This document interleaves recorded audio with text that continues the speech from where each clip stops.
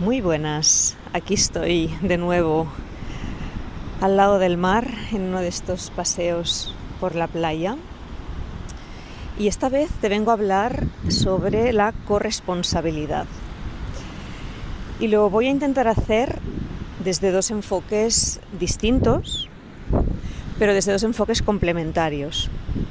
Por un lado, ya sabes que una de mis grandes áreas de trabajo es todo lo que tiene que ver con la crianza. Entonces, hablar de corresponsabilidad implica hablar de cómo acompañamos a los hijos y a las hijas, sean de la edad que sean, Podemos hablar de niños, de niñas, podemos hablar de adolescencia, pero cómo les acompañamos en el proceso de construirse como personas adultas funcionales. Y aquí va a tener un gran peso todo lo que tiene que ver con las tareas, las pautas, la estructura, es decir, toda la responsabilidad que implica co-crear un espacio de convivencia familiar. Al final es esto.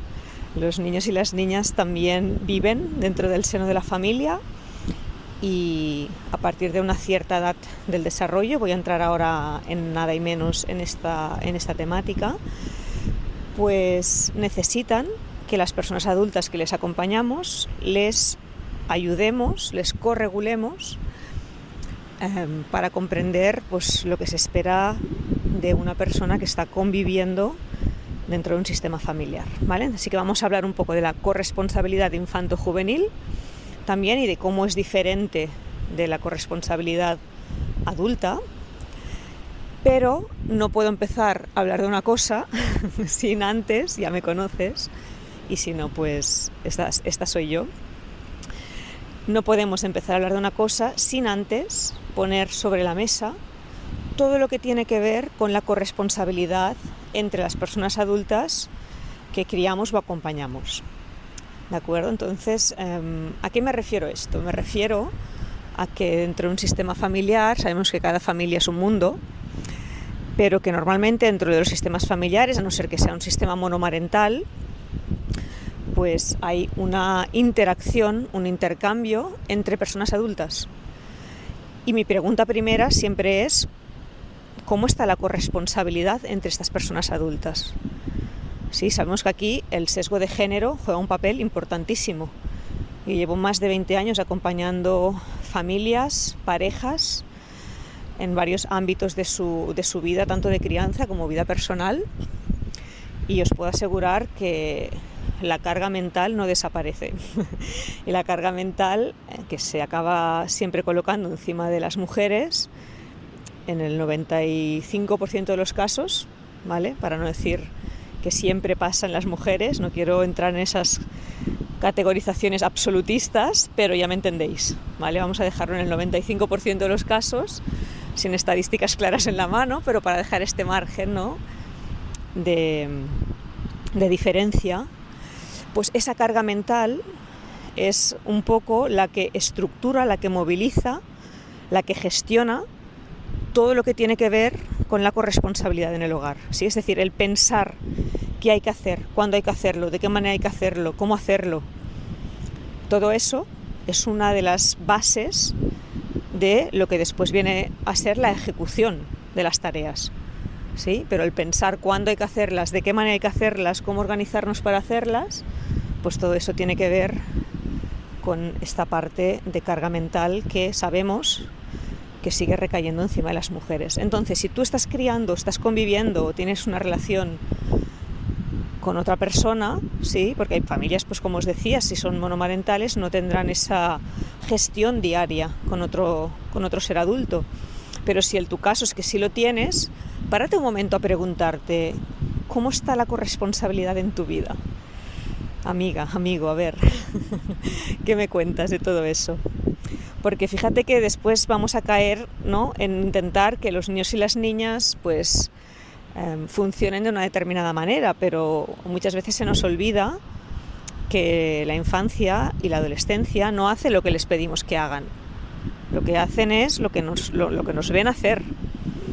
Y ahí está la clave muchas veces de la salud y de la coherencia familiar, ¿vale? Entonces pregúntate un poquito cómo estás de salud en temas de corresponsabilidad, cómo va ese equilibrio con la persona adulta con la que estés conviviendo, con las personas adultas con las que convives o crías, porque eso te va a dar mucha información también de cómo aplicártelo en esta gestión de la corresponsabilidad de los niños y de las niñas, porque, como te apuntaba antes, una de las grandes diferencias entre la corresponsabilidad infanto-juvenil y la corresponsabilidad adulta es que cuando estamos hablando de crianza, estamos hablando de personas que están en proceso de desarrollo, en proceso de maduración. El cerebro, o la parte del cerebro que regula pues la planificación, los impulsos, la organización, el tiempo, no acaba de madurar hasta los 25 años de edad. Entonces, cuando estamos intentando sembrar conciencia en la corresponsabilidad de estos niños, estas niñas o estos adolescentes, es básico que tengamos en cuenta esto. ¿Por qué? Porque van a necesitar mucha dirección, van a necesitar mucho apoyo, mucho acompañamiento, van a necesitarnos mucho como adultas que lideran este proceso y ese camino de ayudarles a construirse en esta capacidad, ¿no?, de ser personas que gestionan pues su higiene, sus timings, sus mochilas, su habitación. Todo eso va a ser muy importante porque van a necesitarlo de nosotras y de nosotros. ¿Quién no lo va a necesitar? Tu pareja. Tu pareja no debería necesitar esto de ti, porque tu pareja entendemos que ya es otra persona adulta, madura, no sé si madura, pero al menos adulta de edad, con la capacidad para regularse, para planificar, para prever, para organizarse. ¿Vale? Entonces, esta es una de las principales diferencias, que cuando hablamos de corresponsabilidad entre personas adultas, no podemos esperar funcionar de la misma manera que cuando hablamos de corresponsabilidad con los hijos y con las hijas, sobre todo si estos tienen menos de 25 años. ¿Vale? Entonces, ahí, primera cosa que tenemos que poder preguntarnos, revisar, indagar, para entender bien claro cómo estamos de salud en este ámbito. Es un tema de género, ¿sí? No nos vamos a engañar, es un tema de cómo a lo largo de la historia pues este espacio de cuidados se ha ido colocando en las mujeres, y cómo también con todo el tema de la liberación de la mujer y de las ganas que tenemos de salir al mundo y comérnoslo y participar de pues espacios laborales, espacios de éxito, conquistar logros, pues todo eso lo que ha hecho es complejizar la tarea que antes era tal vez solo la de los cuidados, y ahora es la de los cuidados más todo el trabajo externo al hogar, ¿no? Y esta parte de la carga mental, esta parte de ser las CEOs muchas veces del hogar, ¿no?, las directoras generales del hogar, pues también es algo importante revisar y a poner encima de la mesa, porque cuando vamos a educar a las generaciones futuras, una de las cosas que tenemos que poder revisar es las consignas de corresponsabilidad en el hogar en niños y en niñas. Sí, yo a día de hoy, 2025, sigo escuchando realidades dentro de hogares donde se les pide o se espera que hagan más las niñas que los niños. Esto no puede ser una realidad de tu casa y puedes así como abrir los ojos y decir, ¿qué me estás contando, Elisenda? Pero esto sucede. Y puede ser desde una manera muy explícita hasta de una forma encubierta, como por ejemplo cuando tu hijo se hace el remolón para cualquier tarea, te activas más tarde para pedírsela que cuando es tu hija la que se hace la remolona. El otro día hablaba con una familia que tienen 2 gemelos que estarán a punto de hacer los 10 años, y es un niño y una niña, ¿no? E intentando investigar e indagar un poquito sobre este tema de la corresponsabilidad, veíamos esa sutileza en el acompañamiento hacia estas demoras, ¿no?, en las tareas. Entonces era muy interesante observar, como cuando yo les decía, pero fijaros, ¿no?, cuando vosotros como papá y como mamá no intervenís en esta demora de vuestro hijo, ya no solo estáis generando una jurisprudencia en el límite y en la educación, estáis generando también la idea de que mientras lo haga mi hermana está todo bien. Pero además de esto, lo que no estamos viendo es que el rato que esa niña está dedicando hacer la tarea que no le tocaría a ella hacerla toda, como recoger la mesa, por ejemplo, ¿no? Mientras su hermano se hace el remolón, o genera un conflicto. El momento de recoger, de repente él genera un conflicto para que la energía vaya a resolver el conflicto y no a que él tenga que recoger la mesa. Es decir, son estrategias muy inconscientes, pero que si no las vemos venir, nos acaban activando, nos acaban colocando en lugares que no cuidan esas dinámicas que queremos generar en términos de equidad, ¿sí? Entonces, cuando el niño empieza con sus estrategias inconscientes para poder escaquearse de las tareas que no quiere hacer, lo que no estamos viendo muchas veces es que la hermana ya no se lo está haciendo más, sino que está renunciando a un rato libre para que ella después pueda hacer lo que le dé la gana. Si la mesa la recojo yo sola, evidentemente tendré menos rato después para jugar, para mirar mis dibujos, para leer mi cómic, para hablar con mis amigas.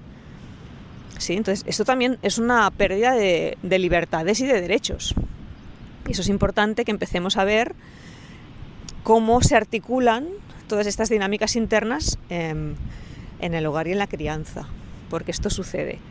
Y también puede suceder entre personas adultas, ¿eh? O sea, aquí estoy hablando de niños y de niñas porque a veces nos es más fácil visualizarlo cuando son, pues eso, tus hijos o tus hijas, pero ¿cómo son estas dinámicas con tu pareja también, ¿no? ¿Qué sucede en este corresponsabilizaros del funcionamiento de las tareas y de las rutinas del hogar? Pues también es importante preguntárselo por este lado, ¿de acuerdo? Entonces ya hemos visto que no es lo mismo hablar de corresponsabilidad infanto-juvenil que de corresponsabilidad adulta. Estamos viendo la importancia de poner un poco el enfoque en la equidad, no tener mensajes de esto lo hacen las niñas y esto lo hacen los niños, sino esto es un cuidado para la familia, esto lo hacemos todas y lo hacemos todos porque nos cuidamos. Y de alguna manera hacer partícipes a los niños y a las niñas de este formato familiar de cuidado y de gestión, pues también les va a posibilitar una mirada mucho más cooperativa, solidaria, va a incrementar la empatía, les va a sembrar valores de cooperación, de apoyo, de esfuerzo, ¿sí? Porque no todo el esfuerzo tiene que ser negativo. Es decir, pensad que las personas cuando nacemos con un niño interno muy grande, porque es todo lo que somos niños y somos niñas. Pero desde que nacemos, los mensajes que vamos recibiendo del entorno, los límites, los acompañamientos, las miradas, las palabras, los silencios, todo eso nos van conformando lo que después va a acabar siendo la estructura de nuestro carácter. Todo esto nos va conformando mensajes, patrones, creencias que van a acabar siendo pues esta estructura interna que se va a convertir en nuestro carácter. Y esta estructura interna es lo que le llamaremos la parte adulta. Sí, por eso muchas veces hablamos de personas adultas que no son maduras. Son personas adultas por edad, pero su niño interno o su niña interna todavía es demasiado grande o le falta a la parte adulta crecer para poder sostener, regular, poner límites y gestionar lo que la parte más infantil pues saca a colación muchas veces. Entonces, seremos las personas adultas que de alguna manera nuestras madres o nuestros padres, uno, nos hayan espejado, dos, nos hayan ayudado a regular con los límites y el sostén de las frustraciones, y tres, el trabajo personal que hayamos podido hacer a lo largo de la vida, ¿sí? No te quedes con la idea de que si te hicieron o no te hicieron ya estás condenada para el resto de tus días, porque no es así. Sí que tiene mucho que ver, porque cuanto más saludable, equilibrada y coherente haya sido tu crianza, pues probablemente menos trabajo personal te tocará hacer después. Esto es obvio, pero el trabajo personal nos ayuda mucho a poder transformar y reformular la manera que tenemos de estar en el mundo. Entonces, si tienes hijos y si tienes hijas, ¿qué les puedes pedir? O sea, ¿qué se puede esperar de cada niño, de cada niña en función de la edad? Pues mira, no me voy a extender mucho aquí, porque para eso tienes mi masterclass sobre la corresponsabilidad, pero sí que me parece importante que sepas que sobre todo durante, yo te diría que los 2 y medio, 3 primeros años de vida, sobre todo los 2 primeros años de vida, los niños y las niñas solo se ven el ombligo. Y tiene que ser así. La construcción del ser humano pasa por una etapa muy egocéntrica. Pasa por un lugar en el que yo, mí, conmigo y ahora. Y en estos primeros 2 años de vida sería muy interesante que no les pidiéramos a los niños y a las niñas que se corresponsabilizaran de absolutamente nada. ¿Por qué? Porque todavía, en su gran mayor parte, no se saben separadas ni separados de nosotras. Entonces, esto en la psicología del desarrollo lo conocemos como la etapa de las necesidades. Y esta etapa de las necesidades significa que todo lo que yo necesito me tiene que venir dado del exterior. Entonces, estos primeros 2 añitos vamos a darles lo que necesitan, vamos a hacerles lo que nos piden, vamos a acompañarles, vamos a gestionarles, vamos a vestir, les vamos a limpiar cuando se hacen caca, les vamos a cocinar el alimento, les vamos a organizar el armario, les vamos a ordenar sus juguetes, vamos a recoger lo que sacan, ¿sí? Entonces, a partir de esa etapa, a partir de los 2 y medio, 3, que ya han entrado en la etapa de la autonomía, es cuando empezamos con consignas muy facilitas y muy sencillas y sobre todo que tengan que ver con ellos y con ellas. Por ejemplo, empezarles a hacer autónomos y responsables de su propia higiene, de secarse el pipí, de limpiarse la caca, de sacarse el pañal, de limpiar las bragas o los calzoncillos si se han hecho pipí o caca encima, de recoger sus juguetes. Si tiran un vaso de agua o tiran comida en el suelo, pues darles un estropajo para que lo limpien. O sea, la corresponsabilidad aquí pasa por tareas sencillas, fáciles, medibles, concretas, que tengan que ver con ellos y con ellas mismas. ¿Por qué? Porque están en este proceso egocéntrico. Entre los 3 y los 7 años vais a ver que esto se va a ir transformando y van a empezar a entender que el mundo tiene otras necesidades, a veces, que no las suyas propias, ¿no? Entonces ahí va a empezar todo el proceso de construcción de la empatía, de la sociabilización, de incluir a las demás personas, ¿sí? Entonces, en esta etapa de 3 a 7 vamos a seguir dando tareas, podemos ampliarlas, que estén muy relacionadas con todo lo que tiene que ver con su autocuidado. Hacerse la cama, sacar la ropa y ponerla en el cesto de la ropa sucia, tal vez ayudarte a quitar la ropa del tendedor si llegan, poner la mesa, ¿sí? Ordenarse sus zapatos. Tal vez tú le dejas las cositas que hay que poner en la mochila y ellos o ellas la pueden poner. Es decir, cosas que también sean, cada vez vamos ampliando un poquito más, pero que todavía tienen que tener mucho que ver con ellos y con ellas, ¿sí? Para que sea, pues eso, que tenga un sentido, que tenga una dirección y que puedan acatarlo mejor. Eso no significa, y esto es muy importante, que cuidemos todas estas características más desde el desarrollo de la neurociencia. No significa, ni tiene que significar, que les guste, ¿de acuerdo? Esto es muy importante y creo que es uno de los grandes errores de la crianza respetuosa, pensar que los niños y las niñas solo tienen que hacer aquello que les gusta. Error, mentira. Aquí tendría que sonar una alarma, pip, pip, esto no va por aquí, ¿sí? Los 2 primeros añitos ya hemos visto que sí, priorizamos su placer, priorizamos ese hedonismo saludable, pero a partir de, sobre todo de los 3, ya vamos empezando a educar, corregular, para que incluyan a las otras personas, para que incluyan en su práctica cotidiana ese esfuerzo, esa tarea que no les tiene por qué gustar, pero que la tienen que hacer. ¿De acuerdo? En la masterclass os explico mucho más en detalle cómo hacer que esto pase, qué límites poner, qué consecuencias poner, pero aquí no quiero entrar en esa profundidad, ¿de acuerdo? Es como para que tengas una idea por encima, para que puedas valorar tu propia experiencia dentro de tu sistema familiar. De los 7 a los 14, etapa del no retorno. Me has escuchado seguramente mucho hablar de esta etapa, que es maravillosa, la etapa bisagra entre la infancia y la adolescencia. Esta etapa va a requerir que nosotras también tengamos mucho movimiento de cadera y flexibilidad, porque nada tiene que ver un niño o una niña a los 8 años que cuando salen de la etapa del no retorno ya casi en etapa puberal. Entonces aquí vamos a ir ampliando, cada vez vamos a mantener las tareas que ya estaban, sí, que tienen que ver con todo lo que les envuelve, su autocuidado, su habitación, consigo mismos, consigo mismas, sus mochilas. Y vamos a ir incorporando nuevos retos. Por ejemplo, prepararse el desayuno. Por ejemplo, cuidar a una mascota.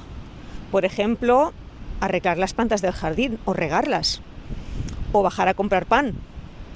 O en etapas más adelantadas, mandarles la lista de la compra y que compren la compra y vengan con el carro de la compra. Que pongan lavadoras, ¿no? Les damos tablets, saben manejar un teléfono prácticamente desde que salen del vientre de las mamás, y ¿cómo no les vamos a pedir que enchufen un lavaplatos o no les vamos a enseñar los programas de la lavadora? Pues me parece importantísimo. El otro día una madre me decía, ¿tú crees que le pido mucho a mi hijo de 11 años si cuando vuelve a hacer deporte le pido que se ponga la lavadora y se tienda la ropa? Y yo pensaba, ¿en qué momento hemos llegado a pensar que esto es pedirle demasiado a un niño de 11 años? Esa era como mi pregunta interna, ¿no? ¿Cómo puede ser que nos planteemos que esto es pedirle demasiado? Entonces aquí vas a ir viendo, es una etapa en que va a requerir que tus hijos y tus hijas comprendan la importancia del pensamiento sistémico, que no son exclusivamente ellos y ellas los protagonistas de su vida, que hay otras personas, que hay que incluirlas, que hay que tenerlas en cuenta, que el funcionamiento de un organismo complejo como una familia, un grupo, un equipo, requiere de la habilidad que tengan todas las partes para poner en funcionamiento el cuidado, no solo propio, sino de las demás personas que nos rodean. Y eso es esencial que suceda en esta etapa del no retorno, ¿sí? Y ya te digo, observa también muy bien etapas evolutivas. Si tienes hijos e hijas de distintas edades, evidentemente va a tener que haber distintos tipos de límites y distintos tipos de tareas. No tienes que hacer igual lo mismo para todos tus hijos porque son distintas personas. Esto no se va a dar, ¿de acuerdo? Y después entramos en la etapa puberal, adolescencia. El otro día compartía que estaba en un congreso y había un neuropediatra muy divertido que dijo que la adolescencia era una enfermedad neurodegenerativa transitoria. Me hizo mucha gracia porque realmente es así. Cuando ves escáneres cerebrales de una persona adolescente, de una persona con una enfermedad neurodegenerativa, ves mucha similitud en ese escáner. ¿Por qué? Pues porque es la neurociencia de la metamorfosis. Porque tu hija y tu hijo adolescente se esté transformando en persona adulta. Y la adolescencia es un proceso muy similar al que te sucede a ti cuando estás embarazada, sobre todo a finales del tercer trimestre, a finales del segundo y en el tercer trimestre, que se llama matrescencia, que es una poda neuronal. ¿Sí? Es una reconfiguración de tu cerebro para optimizar las funciones maternales. Pues en la adolescencia lo mismo. Es una reconfiguración, es un reset, es poner el cerebro en barbecho para podar las infinitas conexiones sinápticas, los infinitos caminos que estaban disponibles durante la infancia para potenciar y especializar aquellas carreteras y autopistas que le van a funcionar mucho más para la etapa adulta. Y esto, mamá, papá, acompañante, es importante que lo sepas porque en la adolescencia no debería ser una etapa para instaurar mucho conocimiento nuevo, porque el cerebro está agotado de tanto trabajo. Por eso los adolescentes, y las adolescentes necesitan dormir mucho. No son vagos o vagas, es que su cerebro no tira. Necesitan dormir, no se quieren acostar a la hora, necesitan hacerse el remolón en la cama.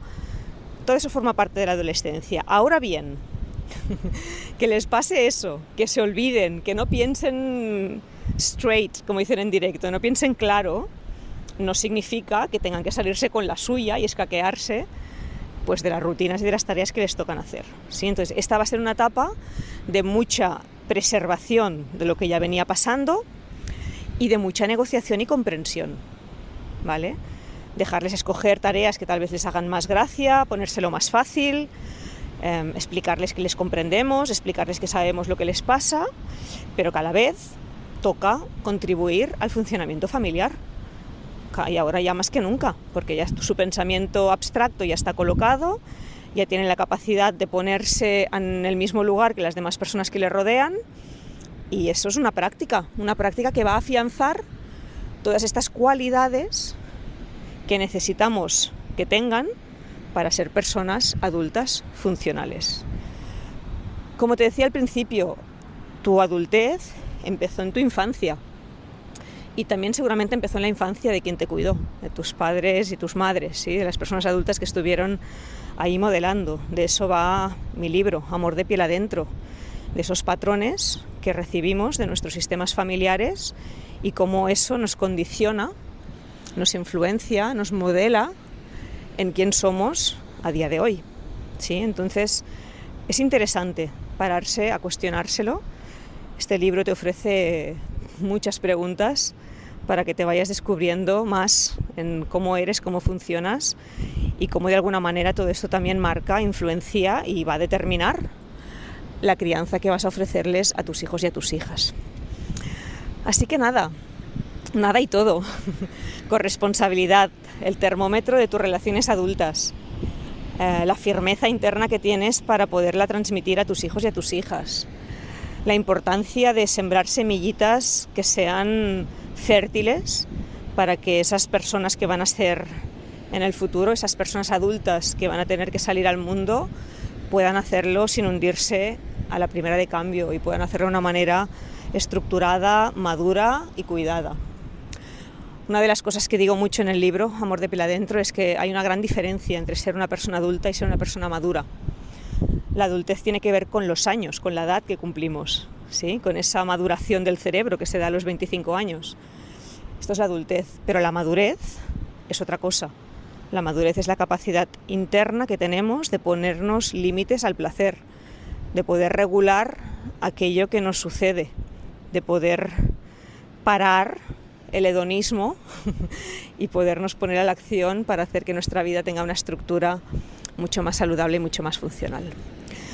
Espero que te haya servido, que te lleves estas reflexiones, que te acompañe en este proceso de poder indagar un poquito más en otra área de tu vida y que ese sonido del mar con el que siempre acompaño mis audios te inspire y te ayude y te sume en este proceso de poderte llevar más adentro.